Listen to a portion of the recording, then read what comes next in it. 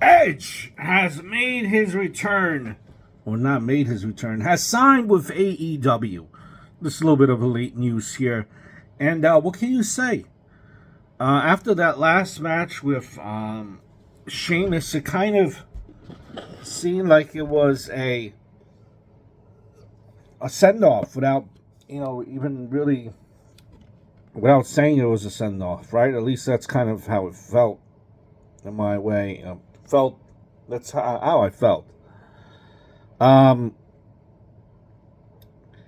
did I expect that he would be going to AEW? Can't say I did. I kind of maybe expected that he would have a contract, maybe that he's not featured as prominently.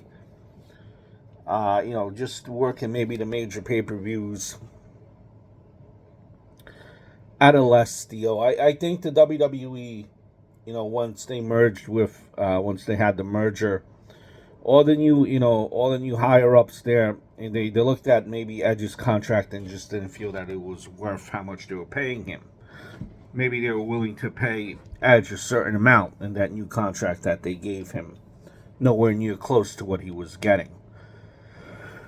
And he made a choice, and he made a decision to go to AEW, and it makes sense when you listen to him. All these people that he has never wrestled before. He's never wrestled a Darby Allin, a Cesaro, a John Moxley. He hasn't wrestled a MJF. He hasn't wrestled a Samoa Joe or a Kenny Omega. A lot of different options on the plate.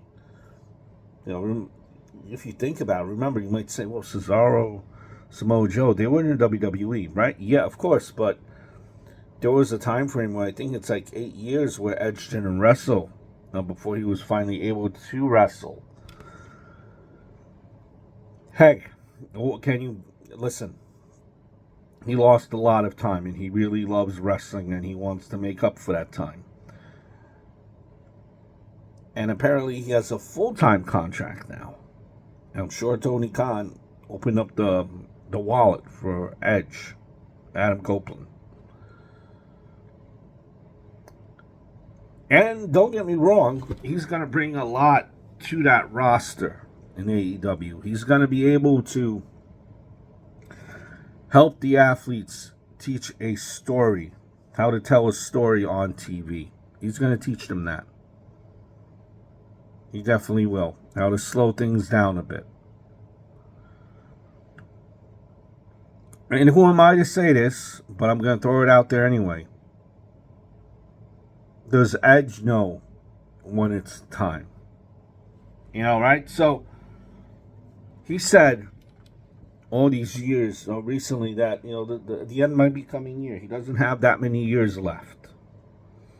It seemed that, retirement was closer more than ever in WWE. And that's maybe because he just feels like, there was nothing for him there, which he admitted.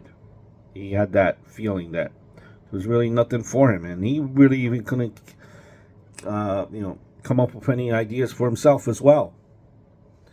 Maybe all this new possibilities has kind of gave him a breath of fresh air, a breath of new life. My only qualm, my only concern is if you are on this edge of, being close to retirement, does the possibility of just wrestling a bunch of new people extend your wrestling career that much? I just hope there's someone there to whisper in Edge's ear, hey, listen, someone that he listens to. And when they say, okay, enough is enough, it's time to go. Time to hang him up. Now, I liked how let me rephrase this. I do not like how he debuted. In the sense of, he's trying to help. He's running down the ring there, try to help someone. We didn't know who it was at what point. But you have the music playing? Like, this was supposed to be like a surprise in a sense, because it wasn't advertised. and you play the music, and he's there dancing, posing for a couple seconds as action's going on in the ring. And I never understood this either. By the way, as soon as Edge's music hits, everyone stops doing what they're doing and just stare at the TV. That scared him from continuing a beatdown. Nonetheless, Edge is in AEW. We'll see where this goes. Like I said, my only concern for Edge, is Edge himself and knowing when is enough is enough. Considering, some of the expertise level of the wrestlers.